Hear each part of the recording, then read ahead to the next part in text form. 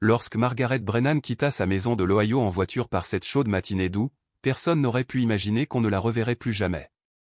Cette enseignante retraitée de 82 ans se rendait à un rendez-vous médical de routine, rien d'extraordinaire jusqu'à ce qu'elle disparaisse sans laisser de traces. Pendant 8 mois d'angoisse, rien. Aucun indice. Aucune piste. Juste le silence. Mais ensuite, une équipe de bûcherons au cœur de la forêt nationale de Blackwood a fait une découverte qui a brisé toutes les théories sur sa disparition et a révélé une vérité sinistre que personne n'avait soupçonnée. Daniel Brennan était assis à sa table de salle à manger, en train de réviser des contrats, lorsque son téléphone sonna. L'écran affichait un numéro masqué. Il faillit laisser tomber la messagerie vocale, trop d'appels indésirables ces temps-ci. Mais quelque chose le poussa à répondre à la 4e sonnerie. « Monsieur Brennan, ici l'agent spécial Patricia Chen du FBI », dit la voix à l'autre bout du fil. « J'appelle au sujet de votre mère, Margaret Brennan. » La tasse à café dans la main de Daniel tremblait. 8 mois. Cela faisait 8 mois interminables que sa mère avait disparu sans laisser de traces. Les appels avaient cessé depuis longtemps. La police locale avait discrètement classé l'affaire, la qualifiant de disparition volontaire. Une femme âgée, un peu renfermée après la mort de son meilleur ami. Aucun signe d'acte criminel. Pas d'effraction. Pas de lutte. Ils avaient émis leurs hypothèses, et ils étaient passés à autre chose. Daniel déglutit difficilement. Et elle ? Monsieur, la voix de l'agent Chen était prudente et mesurée. Nous avons besoin que vous veniez à la forêt nationale de Blackwood. Une entreprise forestière a fait une découverte ce matin qui, selon nous, est liée à l'affaire de votre mère. Pouvez-vous venir en voiture maintenant ? L'esprit de Daniel s'emballa. Est-ce qu'elle ? Il ne put terminer sa question. Nous avons retrouvé son véhicule, Monsieur Brennan, dit Chen doucement. Je préférerais tout vous expliquer en personne. Pouvez-vous nous retrouver au poste de garde forestier, près de la route 47 ? Daniel était déjà debout, clé en main. Je serai là dans 40 minutes. Le trajet lui parut à la fois interminable et bien trop court. L'idée qu'ils aient trouvé quelque chose après si longtemps le saisit d'effroi et d'espoir fragile. Ses doigts se crispèrent sur le volant tandis qu'il repensait à chaque instant de cette journée. Le poste de garde était bondé de véhicules officiels, des SUV du FBI, des voitures de police, une unité mobile de détection de crimes. La vue de ces véhicules fit froid dans le dos de Daniel. L'agent Chen, une femme d'une 40aine d'années au regard perçant et aux manières posées mais sympathiques, l'a accueilli à l'entrée. « Merci d'être venu, Monsieur Brennan. »« Je sais que c'est difficile, » dit-elle en désignant un SUV qui l'attendait. Le site est à environ 5 km sur un ancien chemin forestier. Je vous expliquerai en chemin. Le véhicule roulait cahoteusement sur le chemin accidenté à travers une forêt dense. Chen lui fit un compte rendu pendant qu'il roulait. Ce matin, une équipe d'exploitation forestière recherchait de nouvelles voies d'accès lorsqu'elle a découvert un véhicule enseveli sous ce qui ressemblait à un glissement de terrain. Mais en commençant à déblayer les débris, elle a réalisé que la situation n'était pas naturelle. Daniel fronça les sourcils. « Comment ça, pas naturel ? Les rondins et les débris ont été placés délibérément. Quelqu'un a tout fait pour cacher ce véhicule, a-t-elle déclaré. Lorsqu'ils ont vu qu'il y avait une voiture en dessous, ils nous ont immédiatement appelés. Ils arrivèrent à un virage. Un ruban jaune délimitait une section de forêt. L'engin forestier avait écarté d'énormes troncs et des broussailles, révélant une berline rouge cabossée, à moitié enfouie sous la boue et les débris.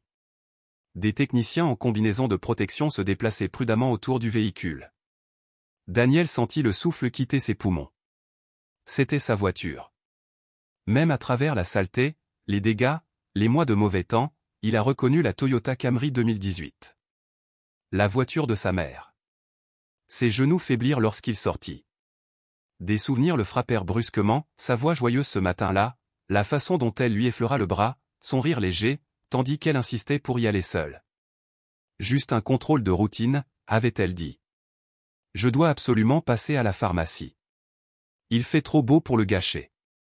Elle portait son cardigan gris préféré au celui qu'il lui avait offert et un t-shirt rose en dessous, toujours une touche de couleur, même pour les courses. Madame Patterson, leur voisine de longue date, l'avait vu monter Molly, son petit terrier noir, dans la voiture vers 10 heures du matin. Le cabinet du médecin a confirmé qu'elle avait appelé à 10h15 pour dire qu'elle serait en retard en raison de travaux sur Maple Street. Et puis, plus rien. Molly avait été retrouvée errant près de la maison ce soir-là. Mais Margaret et sa voiture avaient disparu. Comme engloutis par la terre. À présent, en regardant la Camry tachée de boue, la réalité s'imposait. Quelqu'un avait enseveli sa voiture sous des tonnes de bois et de terre. Quelqu'un avait voulu la faire disparaître. L'agent Chen le conduisit à une table où des sacs de preuves étaient soigneusement disposés. « Nous avons récupéré plusieurs objets personnels, dit-elle doucement. Nous avons besoin que vous confirmiez qu'ils lui appartiennent. » Le premier sac contenait son sac à main en cuir, endommagé par l'eau mais intact. Daniel en eut le souffle coupé. C'était le sac Coach que Rebecca et lui avaient offert pour ses 80 ans. À l'intérieur du sac en plastique transparent, il vit son portefeuille. Son permis de conduire. Le visage souriant de Margaret Brennan. Le deuxième sac contenait sa montre en or. Ses alliances. Un petit collier sur lequel était écrit « Meilleure grand-mère du monde ». Elle n'avait jamais cessé de les porter, même si Daniel et Rebecca n'avaient jamais pu lui donner de petits-enfants. La voix de Daniel se brisa. C'est tout à elle. Mais quelque chose le rongeait. Pourquoi ici? C'est à 30 km de la ville.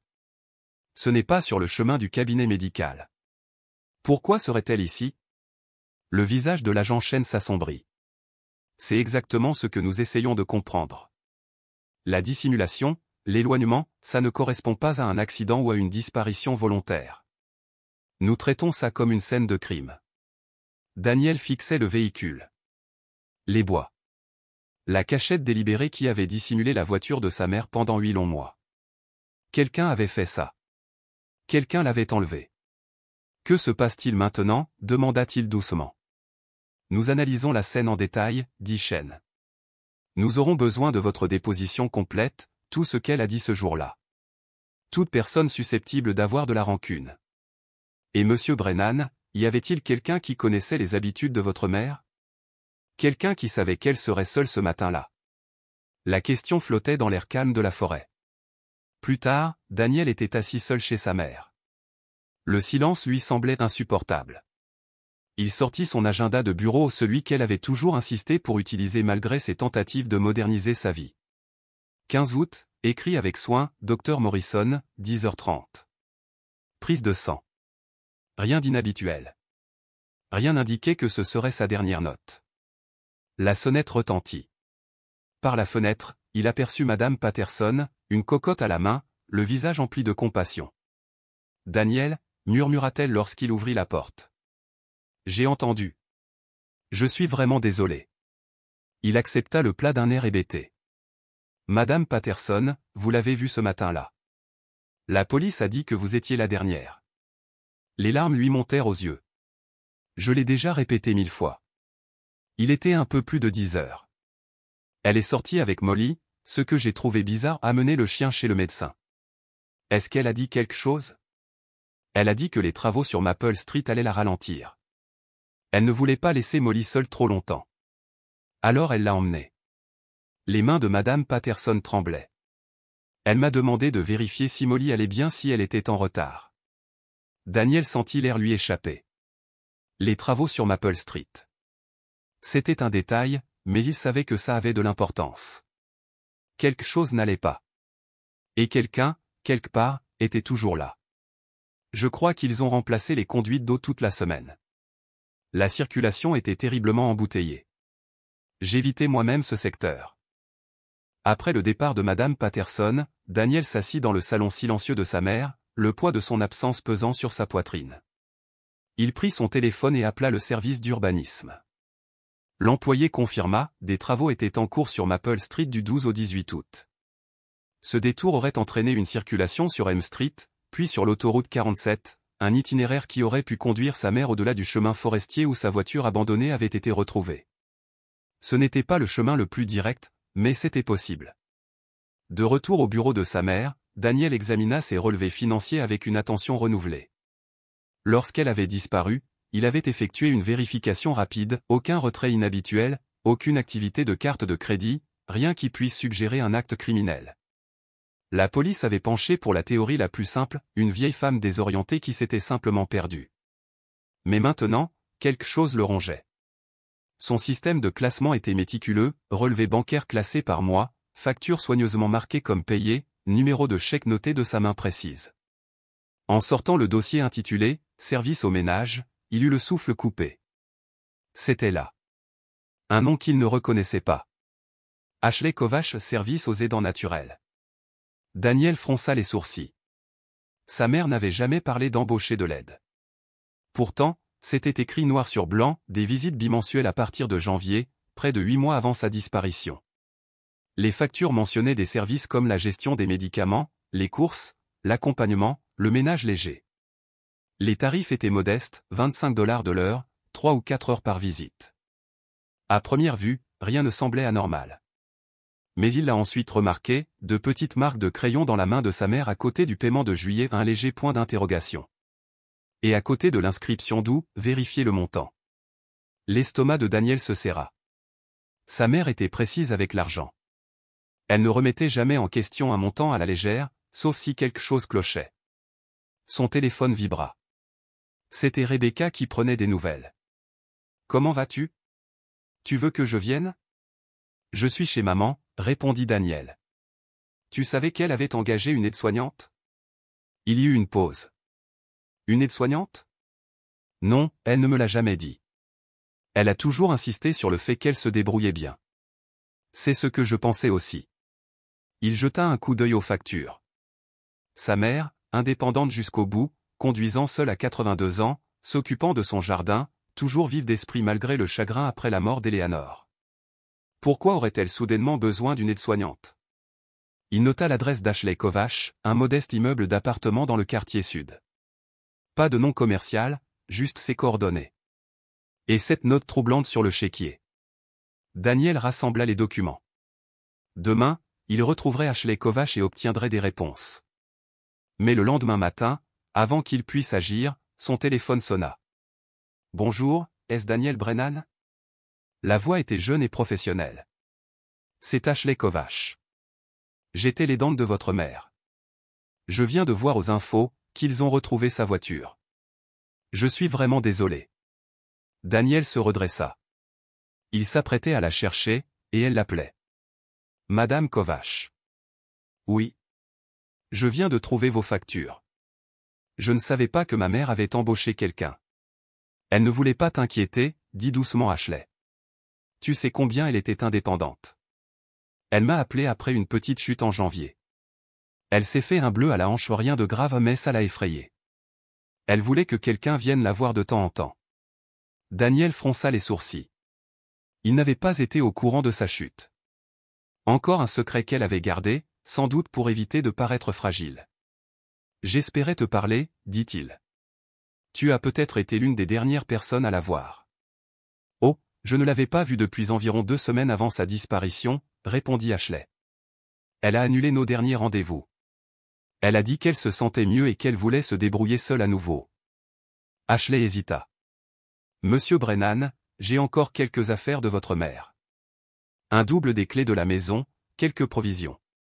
J'avais l'intention de les lui rendre, mais après sa disparition. Tu as la clé de sa maison. Pour les urgences, expliqua-t-elle. J'aurais dû les rapporter plus tôt. Si tu veux, je peux les déposer. Tu es chez elle maintenant? Daniel jeta un coup d'œil à la montagne de papier encore étalée sur la table à manger. Oui. Ce serait utile. Je pourrais être là dans environ 1 heure. À la fin de l'appel, Daniel ressentit un étrange mélange de soulagement et de malaise. Ashley semblait gentille, serviable, le genre de personne en qui sa mère aurait confiance. Mais ses interrogations persistaient dans son esprit. 1 heure plus tard, une Honda Civic argentée est arrivée dans l'allée. Ashley Kovacs était plus jeune qu'il ne l'imaginait, peut-être la fin de la vingtaine, ses cheveux blonds relevés en une queue de cheval élégante. Elle portait un jean ajusté et un blazer sur mesure. Tandis qu'elle remontait l'allée, un sac en toile à la main, la lumière du soleil reflétait ses boucles d'oreilles en diamant imposantes et coûteuses.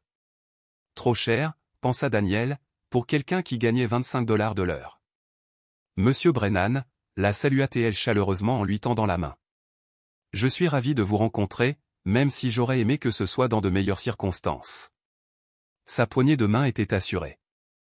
De plus près, Daniel remarqua d'autres détails, le sac à main de créateur, une montre Rolex. Pour une aide-soignante, elle semblait étonnamment aisée. À l'intérieur, Ashley déballa le sac. Un tensiomètre encore dans sa boîte. Plusieurs flacons de médicaments.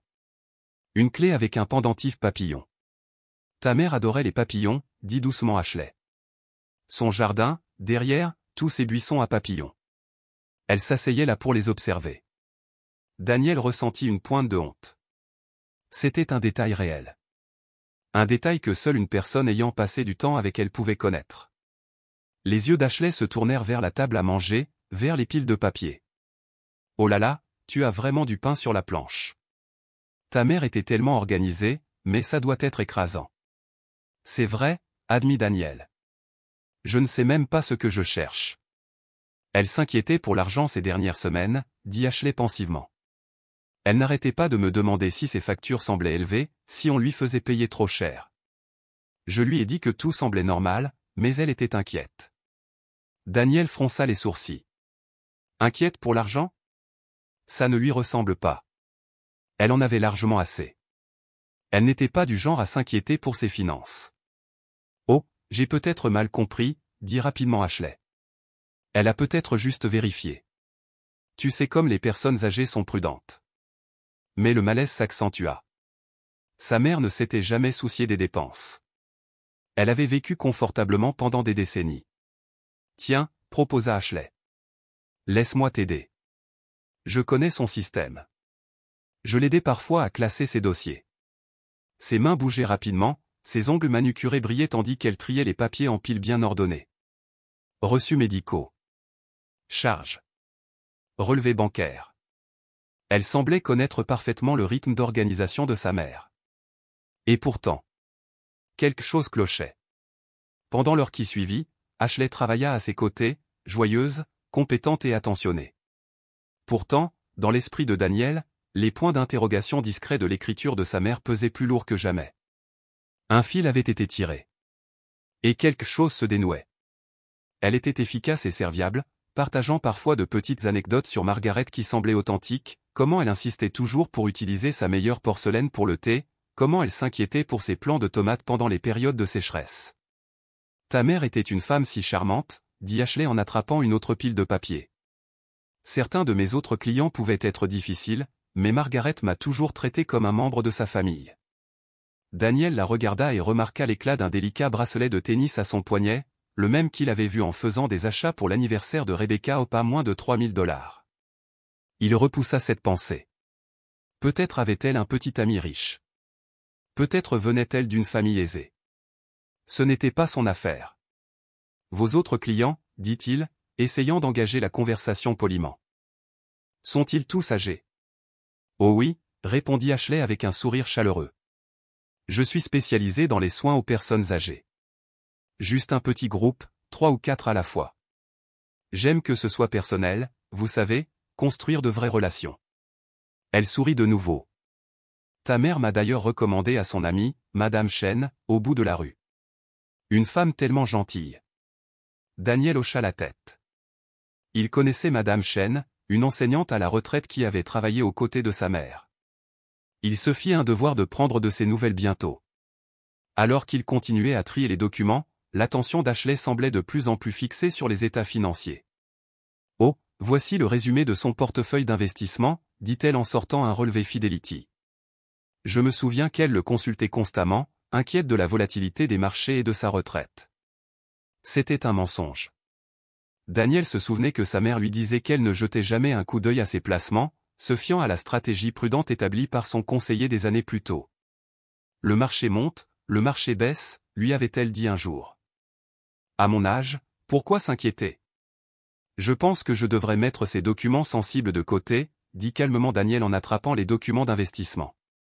Bien sûr, acquiesça Ashley, mais il remarqua que ses yeux parcouraient les chiffres avant qu'elle ne lâche prise. Je vais me concentrer sur le classement de ses reçus médicaux. Il y en a tellement. Ta mère était vraiment en bonne santé, ajouta-t-elle en reprenant son tri. Daniel rassembla les relevés financiers, les factures de carte de crédit et tout ce qui contenait des numéros de compte dans une pile séparée. Tandis qu'il travaillait, il remarqua qu'Ashley l'observait du coin de l'œil. Sa conversation amicale se poursuivit, mais son attention était partagée. « J'ai besoin d'aller aux toilettes », annonça soudain Ashley d'une voix légère. Je me souviens encore où elle se trouve, après toutes ces visites. Daniel sentit quelque chose lui remonter le long de l'échine. Un instinct. Quelque chose n'allait pas. Il entendit des pas à l'étage. Étrange. La salle de bain était au rez-de-chaussée. Pourquoi était-elle à l'étage? Sans hésiter, Daniel se dirigea silencieusement vers l'escalier, tendant l'oreille. Le craquement du plancher dans la chambre de sa mère. Le bruit des tiroirs qui s'ouvraient. Se déplaçant rapidement mais silencieusement, Daniel monta les escaliers et trouva Ashley debout près de la table de chevet, plusieurs papiers dans ses mains. « Que fais-tu » demanda-t-il d'une voix sèche. Ashley se retourna, surprise, mais se reprit vite. « Oh, tu m'as fait peur. C'est juste que, eh bien, je me suis souvenu que ta mère gardait des papiers importants ici. Elle me les a montrés une fois, quand elle s'inquiétait pour... » « Je t'ai demandé de rester avec les reçus médicaux, » interrompit Daniel d'un ton plus dur. « J'essayais juste d'aider, » répondit Ashley sur la défensive. « Ta mère me demandait souvent de l'aider à trouver des documents. Je pensais pouvoir te faire gagner du temps. » Les yeux de Daniel se posèrent sur les papiers qu'elle tenait, la liste des numéros de compte et des mots de passe de sa mère. La liste qu'elle avait soigneusement cachée dans le tiroir de sa table de chevet. « S'il vous plaît, posez-les, » dit-il d'une voix froide. Ashley hésita, puis remit les papiers sur la table de nuit. Pendant une brève seconde, une lueur passa dans ses yeux, frustration, colère avant que le masque de bienveillance ne revienne. « Je suis désolé. J'ai dépassé les bornes, » dit-elle doucement. « J'avais tellement l'habitude d'aider Margaret pour tout. » Ils redescendirent dans un silence gêné. Ashley rassembla rapidement ses affaires. « Je devrais y aller. Je vois que c'est difficile pour toi d'avoir un inconnu dans l'espace de ta mère. » Daniel la remercia sèchement. Dès que la porte se referma derrière elle, il remonta précipitamment. La liste principale était là, intacte, mais d'autres tiroirs avaient visiblement été dérangés.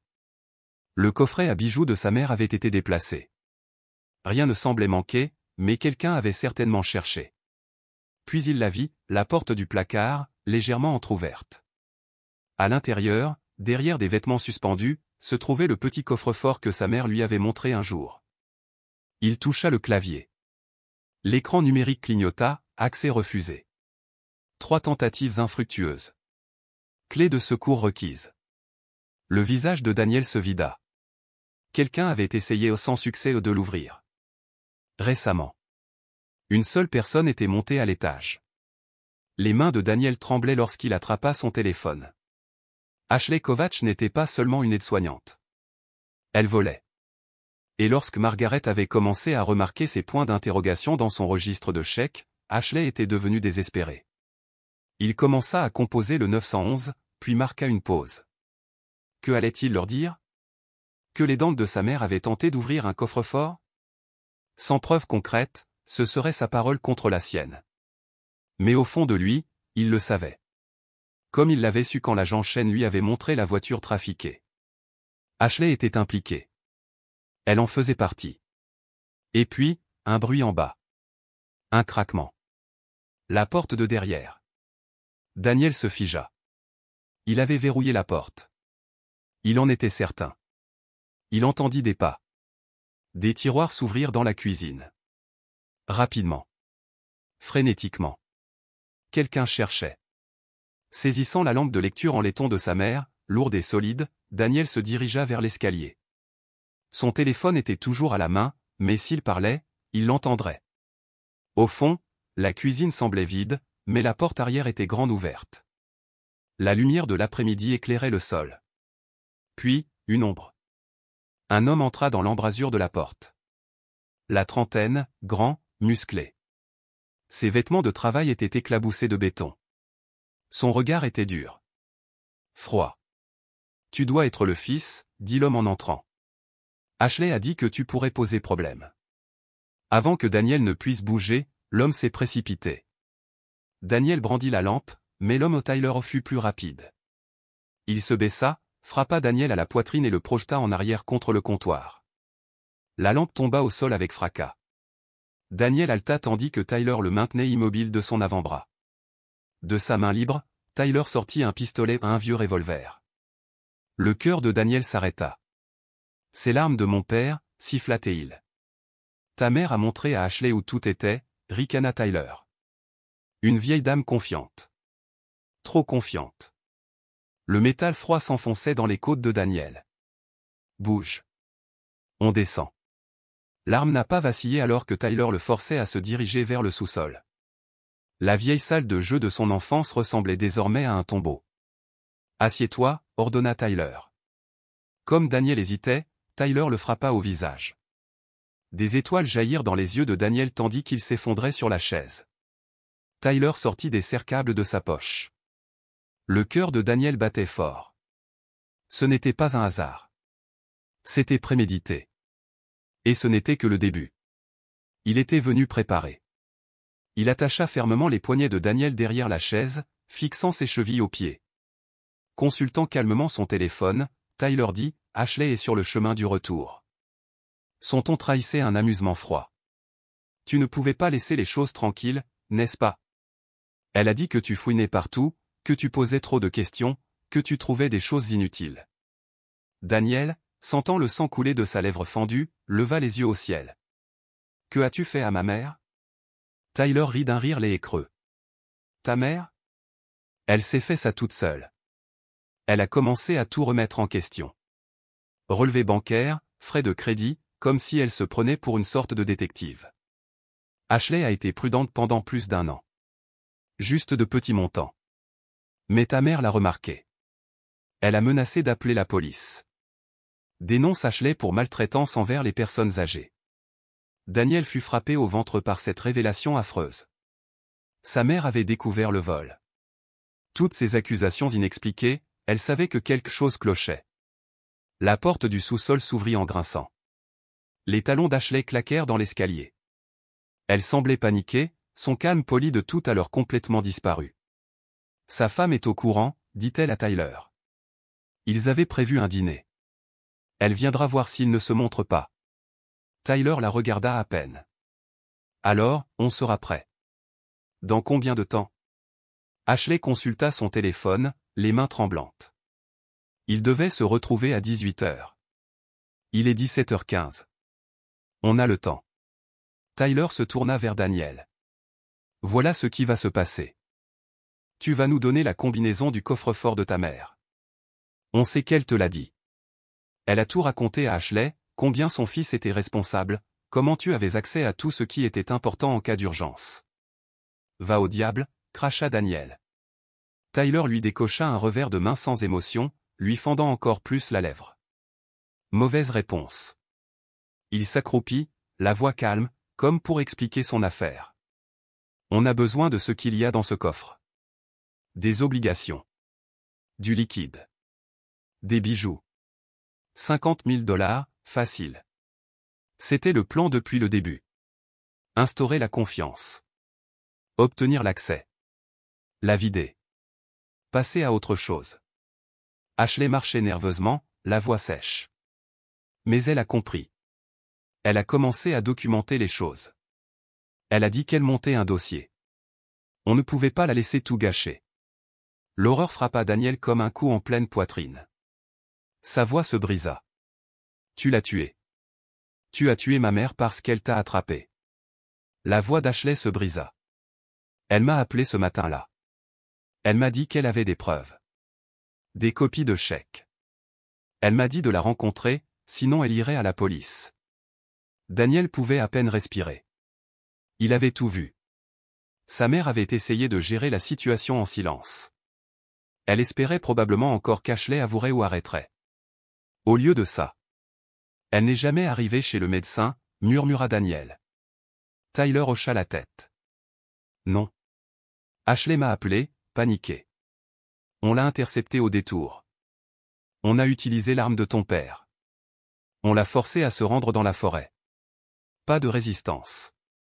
Pas de témoin. Juste une vieille dame qui a disparu. Tu lui as tiré dessus, murmura Daniel.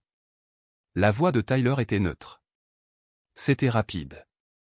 Mieux qu'elle ne le méritait. La cruauté désinvolte fit trembler Daniel de rage.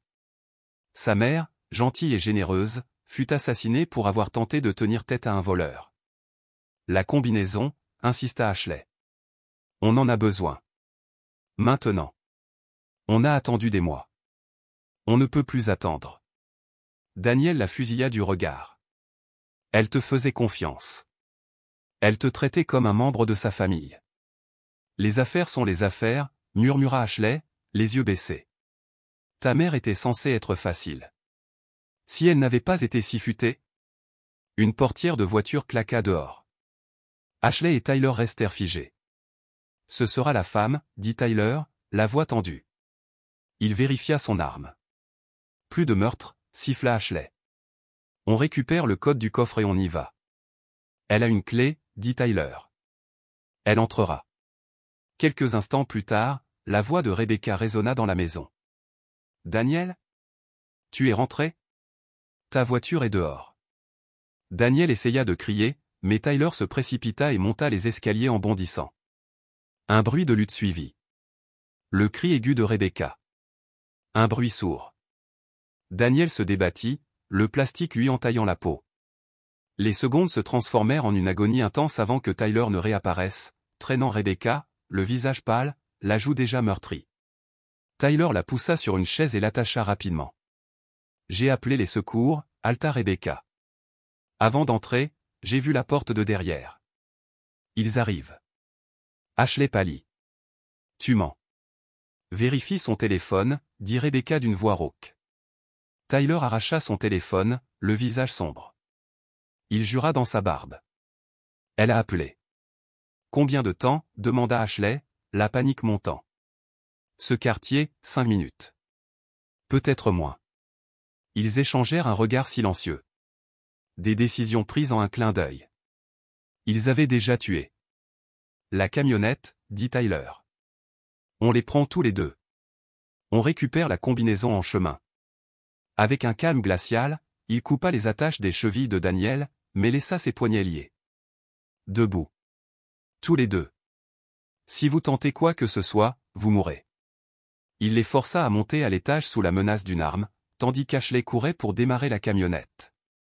Par la fenêtre de la cuisine, Daniel aperçut une vieille camionnette de chantier blanche, avec « Marche Construction » en fond d'écran. « Bouge », ordonna Tyler.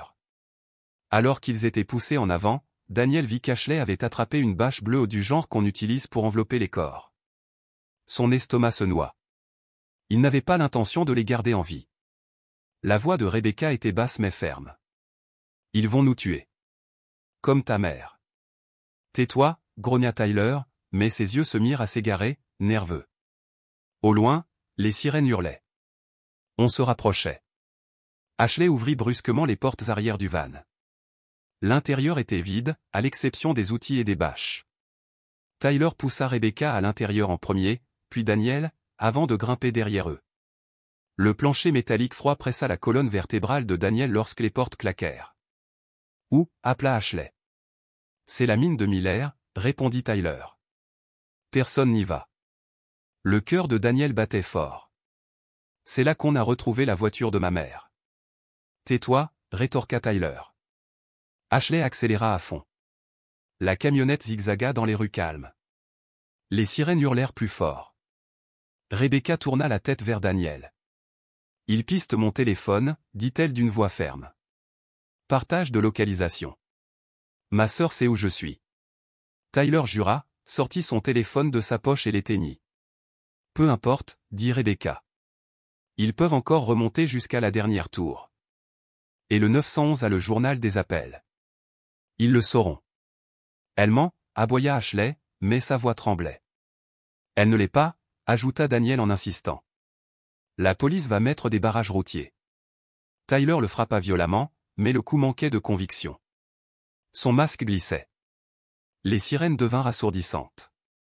La camionnette gravit une colline, puis les feux stop emplirent l'horizon. « Bon sang » siffla Ashley. Elle freina brusquement. Tout le monde bondit en avant. De l'autre côté de la route, des voitures de police bloquaient toutes les voies. Gyrophares allumés.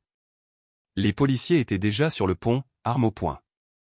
Rebecca murmura, « Ils sont là ». Tyler regarda autour de lui avec enthousiasme. Les mains d'Ashley tremblaient sur le volant. Daniel a vu l'ouverture et il savait qu'ils avaient une dernière chance. Les agents étaient sortis de leur véhicule, vérifiant chaque voiture à mesure qu'elle franchissait le point de contrôle. Barrage routier, souffla Tyler, la panique perçant sa voix. Ils ont vraiment installé un barrage routier. Recule, cria-t-il à Ashley. Fais demi-tour. Je ne peux pas, halta Ashley. Il y a du trafic derrière nous. Ils étaient coincés. Des voitures devant, des voitures derrière. Des barrières de béton les encerclaient des deux côtés de l'autoroute. La respiration paniquée d'Ashley était forte sur le siège avant. La sortie de la forêt, lâcha soudain Tyler. Avant le barrage. Arrêtez-vous là. Ashley a tiré le volant vers la droite, coupant la route à une autre voiture alors qu'elle s'engageait vers la rampe de sortie. La camionnette s'est dangereusement inclinée, les pneus crissant tandis qu'elle prenait le virage trop vite. Il se trouvait maintenant sur une étroite route forestière à deux voies, la même qui menait à l'endroit où la voiture abandonnée de Margaret avait été retrouvée. « Ils nous suivront », dit Ashley, sa voix devenant plus aiguë sous l'effet de la terreur. Elle avait raison. Dans les rétroviseurs, Daniel vit des voitures de police s'élancer du barrage, gyrophares allumés, se frayant un chemin dans les bois. Le moteur de la camionnette gémissait sous la pression. Elle n'était pas conçue pour la vitesse. Là. Tyler désigna frénétiquement un chemin de terre. Prends-le. Ashley donna un nouveau coup sec au volant, et la camionnette fit un tête-à-queue sur la piste accidentée. Des arbres se dressaient de chaque côté, leurs branches raclant la tôle tandis qu'ils fonçaient. Les sirènes hurlaient derrière eux, se rapprochant. C'est fini, dit Rebecca calmement depuis le fond, d'une voix neutre. Tu ne peux pas les distancer avec ce truc. Laisse-nous partir, et peut-être qu'ils ne te tireront pas dessus. Tais-toi, aboya Tyler, la voix brisée, agitant frénétiquement son arme. Ce n'était pas censé se passer comme ça. C'était censé être facile, juste de l'argent facile gagné par des personnes âgées qui avaient plus que ce dont elles avaient besoin. Le chemin de terre se terminait dans une petite clairière. Ashley freina brusquement, et la camionnette s'arrêta brusquement à quelques mètres d'un pin massif. À travers le pare-brise, Daniel vit la vérité. Ils étaient piégés. Une forêt dense les enfermait. Derrière eux, des voitures de police ont déboulé dans la clairière en formant un demi-cercle. Les portières se sont ouvertes brusquement. Les policiers se sont réfugiés derrière leur véhicule, armes levées. Tyler marche. Ashley Kovacs, s'exclama une voix tonitruante dans un mégaphone. Sortez du véhicule, les mains visibles. Qu'est-ce qu'on fait? Ashley pleurait, le mascara dégoulinant sur son visage. Tyler, qu'est-ce qu'on fait? Tyler baissa les yeux vers l'arme, puis vers Daniel, puis vers Ashley. Pendant une terrible seconde, Daniel crut qu'il allait ouvrir le feu ou choisir la mort plutôt que la justice. Puis d'autres voitures de police sont arrivées. Le FBI, le SWAT. La clairière a été inondée de renforts armés. C'est fait, murmura Tyler d'une voix caverneuse. Il posa l'arme sur le plancher du van. C'est fait. Sortez du véhicule immédiatement, ordonna le mégaphone. Les mains bien en vue. Ashley ouvrit la porte la première, les mains tremblantes lorsqu'elle les leva. Les policiers l'attrapèrent et la plaquèrent à terre. Tyler suivit, jetant l'arme de côté, les mains levées. Dès que les ravisseurs ont été arrêtés, les agents se sont précipités à l'arrière de la camionnette. Daniel n'avait jamais ressenti un tel soulagement. Ils coupèrent les colliers de serrage. Ils le libérèrent, lui et Rebecca. La lumière du jour frappa son visage comme une décharge électrique. « Êtes-vous blessé ?» Un ambulancier est apparu instantanément et les a examinés. « On va bien », parvint à dire Daniel, malgré un tremblement incontrôlable dans ses jambes. « Ils ont tué ma mère. Ils ont avoué. Elle les a surpris en train de voler, et ils l'ont tué. Ils partent pour très longtemps », lui a assuré un agent du FBI. Daniel regarda. Ashley était poussé dans une voiture de police, sanglotant sans retenue, sa bravade disparut. Tyler regardait droit devant lui, impassible. 8 mois de questions sans réponse.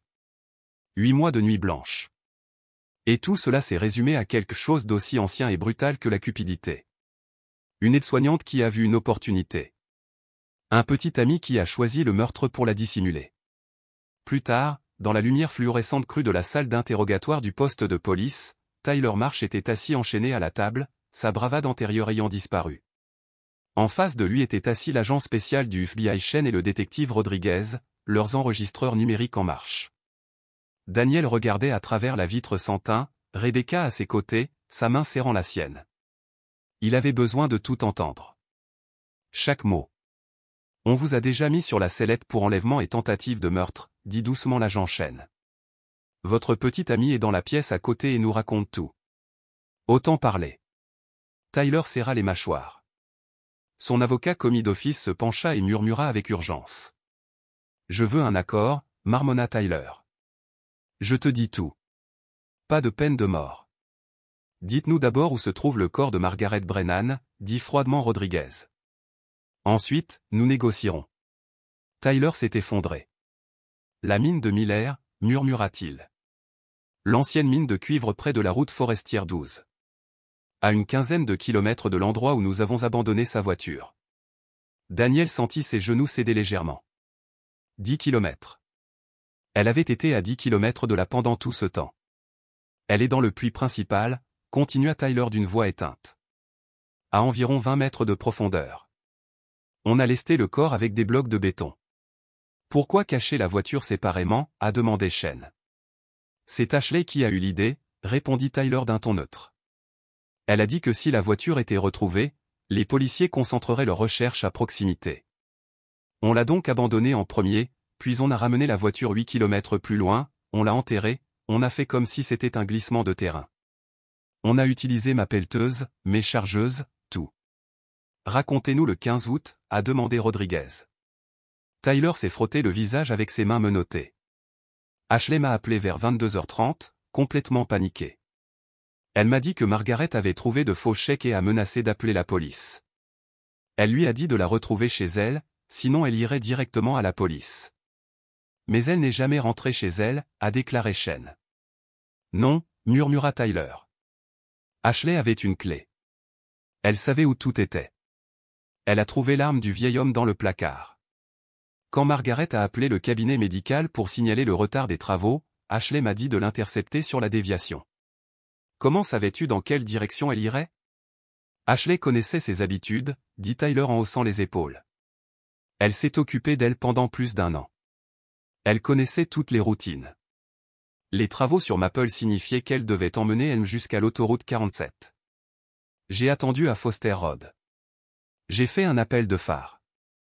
Elle m'a reconnu, j'avais déjà fait des réparations à la maison. Je lui ai dit qu'Ashley était tombée et qu'elle avait besoin d'aide. Elle m'a suivi sans hésiter. Daniel ferma les yeux, l'estomac retourné. Elle est sortie de la voiture et j'ai sorti mon arme, a raconté Tyler. Je l'ai fait monter dans ma camionnette. Je suis allé à la mine. Ashley m'a suivi en voiture. Elle devait être terrifiée, dit doucement Rodriguez. Tyler avait l'air distant. Elle n'arrêtait pas de dire qu'elle voulait juste qu'on arrête. Qu'elle ne porterait pas plainte. Elle essayait toujours d'être gentille. Mais Ashley disait qu'on ne pouvait pas la laisser partir. Elle en savait trop. Alors, on l'a fait. On l'a mise sous pression. On l'a laissé tomber. Où sont les faux papiers, insista Shane. Garde-meuble. Riverside Drive. Unité 47. Ashley a la clé. À travers la vitre, Daniel entendit un autre détective l'appeler par radio. Et les autres victimes, insista Rodriguez. Madame Shane? Monsieur Walters? Madame de Franco? Tyler expira brusquement. Sur 2 ans? Peut-être 400 000.